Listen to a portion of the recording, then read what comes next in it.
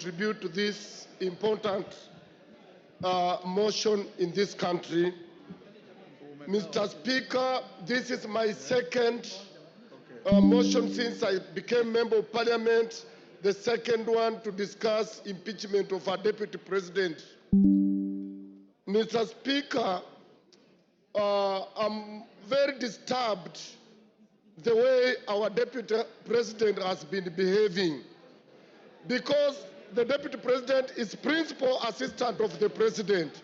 But always when the President goes out of the country, the guy recedes back to Murima, and then he starts asking Mr. President so many questions instead of running the country when the President is away.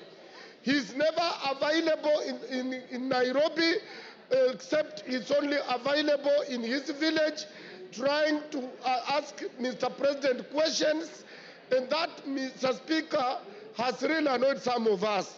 Mr. Speaker, when there were floods, this Deputy President, Mr. Speaker, was assigned by the President that he's supposed to take care of the disaster that was there at that time. The man never moved from his home yard to other areas. He was never in Nyando, he was never in Budanangi, he was nowhere, and all the food he directed to his backyard. Mr. Speaker, I want to be very brief. Yes, Mr. Speaker, this Deputy President. Order, Wanjala, there's a point of order. Yes, Muya. Honorable Speaker, is the member in order to say the Deputy President has never moved out of his backyard, while it is on record and on public domain that he has been in Kisumu, in Busia, in Mombasa, in all parts of the country? Mr. Speaker, the Deputy President will only be seen in those places when he's accompanying the President. But he has never come on his own to see the destruction of floods. Mr. Speaker, these people of EACC did a service to this country.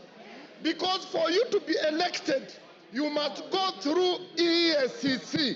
Mr. Speaker, this Deputy President was a DO. And Mr. Speaker, he was a DO, and as a DO, he was sacked on 30th July 1997 as a DO. And the reason why he was sacked, and I will table this later, that the ESCC did not do its work and it cleared him to be a member of Parliament and to be a Deputy President, yet he was not supposed to be because of his misconduct.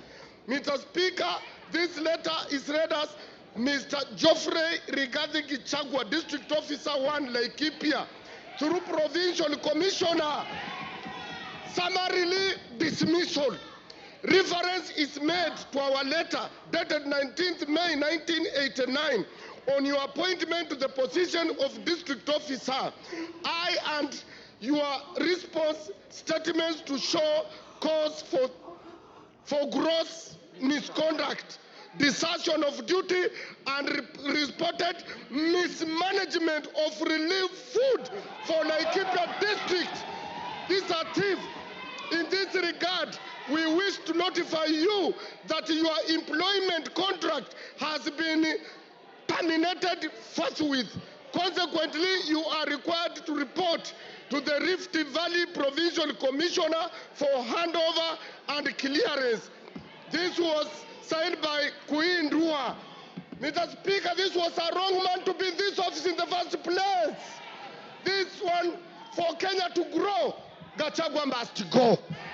To stop tribalism, Gachagua must go.